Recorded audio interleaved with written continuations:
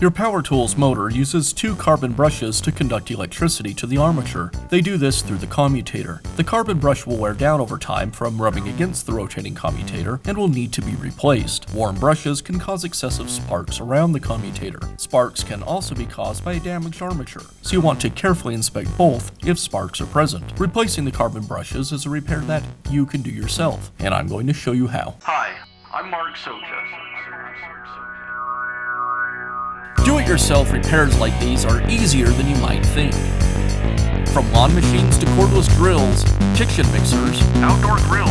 our how-to videos walk you through each repair from start to finish. So doing it yourself means never having to do it alone. Let's get started. I'll begin by removing the rear cover from the tool.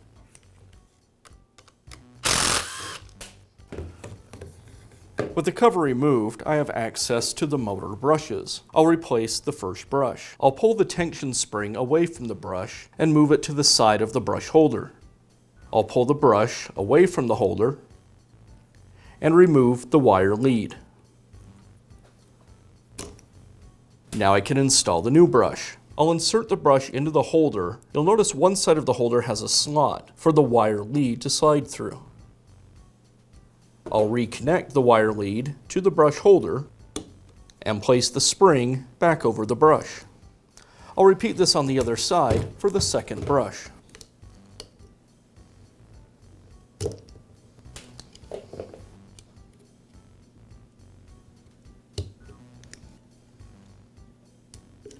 And I'll reinstall the housing.